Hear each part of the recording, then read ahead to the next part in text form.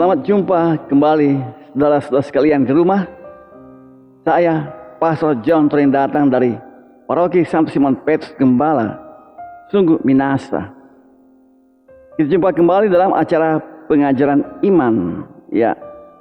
Dan temanya adalah pesta hari ini dalam Gereja Katolik di Indonesia, Pesta Santa Peran Maria diangkat ke surga dengan mulia. Saudara sekalian, ada banyak orang bertanya atau mempertanyakan, ya, bagaimana mungkin Maria diangkat ke surga? Dia kan manusia biasa. Begitu orang katakan, ya. Bahkan mengutip Injil, bahwa ia sendiri mengatakan ibu dan saudara-saudaranya adalah mereka yang mendengarkan pengajarannya.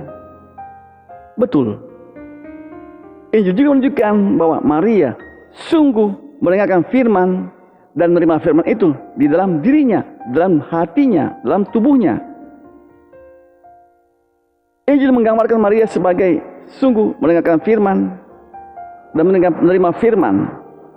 Rasul Yakobus dalam suratnya berkata bahwa kita hendaknya bukan cuma menjadi pendengar firman, tetapi juga pelaksana firman. Dan Rasul Paulus dalam suratnya kepada umat di Galatia bab 2 ayat 20 mengatakan juga bahwa bukan dia lagi yang hidup, melainkan Kristuslah yang hidup dalam dirinya. Itulah murid Kristus. Dan Maria menunjukkan bahwa dia sungguh bersatu dengan Kristus. Dia menerima Kristus di dalam dirinya, menghayati firman dan melaksanakannya. Dalam Injil dikatakan bahwa Maria menyimpan semua perkara di dalam hatinya. Menyimpan dalam hati berarti dia mengkontemplasikan Yesus dalam dirinya.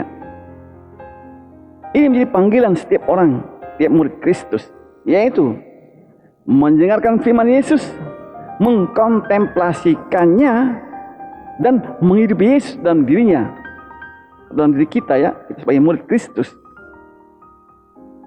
Maria di sini menunjukkan bahwa dia adalah teladan dari orang yang sungguh mendengarkan dan menghidupi sabda Yesus dalam dirinya, Tuhan Yesus, ya. Bahkan dalam Injil dikatakan tentang nubuatan Simeon bahwa jiwa Maria ditikam sebilah pedang.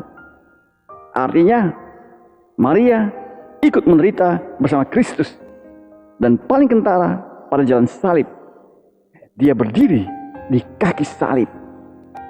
Hidup kita sebagai orang Kristen adalah akhirnya berada pada kaki salib seperti Bunda Maria.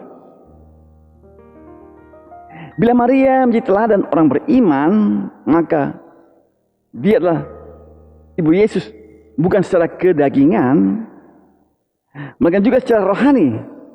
Seperti dikatakan oleh Yesus dalam Injil tentang siapa ibunya, yaitu yang mendengarkan firman, pengajarannya, ya. Maria seorang manusia, ya pasti meninggal, ya.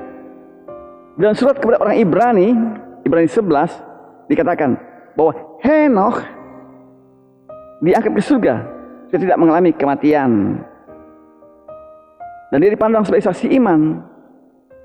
Juga kisah tentang Nabi Elia dalam 2 Raja bab 2 yang diangkat ke surga dengan naik kereta berapi. Artinya kisah seperti ini ada dalam kitab suci. Maria sudah mengalami hidup bersama Kristus, termasuk dalam arti menghayati kehidupan Kristus. Maria dilahirkan tanpa noda dosa. Supaya apa? Supaya bisa menerima sang putra manusia di dalam dirinya sendiri. Maria yang tak dinodai dosa tentu saja tidak ditaklukkan oleh kematian. Karena ciri no dosa adalah takluk pada kematian. Di Yerusalem ada rumah dormition, tempat Maria tertidur, ya. Ini tradisi gereja timur dan barat, ya. Ada sebuah ikon tentang itu, yaitu Maria tubuhnya tergeletak di tempat tidur, dikelilingi oleh para rasul kecuali Rasul Yakobus, saudara Yohanes yang sudah tewas dibunuh oleh Herodes. Kemudian dari rahim Bunda Maria lahirlah sang kehidupan itu sendiri. Maka pastilah tak mungkin Bunda Maria mengalami kematian, karena dia mengandung sang kehidupan yang memberi hidup. Tuhan sendiri adalah keyakinan Gereja Katolik baik yang timur maupun yang barat, ya, bahwa Bunda Maria diangkat utuh dalam kemuliaan oleh Kristus sendiri. Kitab Wahyu bab 12 menunjukkan penglihatan dari penulis Kitab Wahyu akan seorang perempuan yang berselubungkan matahari dengan bulan di bawah kakinya. Penulis Kitab Wahyu melihat Bunda Maria di dalam kemuliaan surgawi. Oleh karena apa? Putranya, yaitu Kristus. Maria adalah hamba yang baik dan yang setia. Matius 25 ayat 21 ya.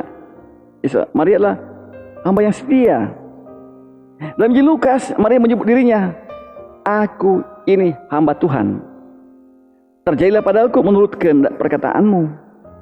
Maria sungguh melaksanakan seluruh kehendak Allah.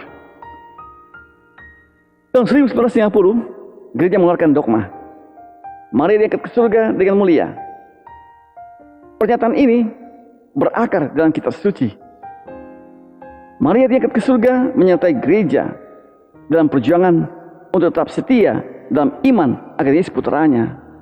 Maria diangkat ke surga itu mulia, dan dia menyertai para murid Kristus seperti dia menyertai Rasul yang dicintai oleh Yesus itu.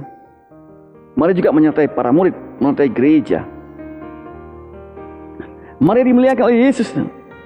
Dan itu tetap mengingat para murid, mengingat gereja yang masih berjuang dalam kehidupan ini.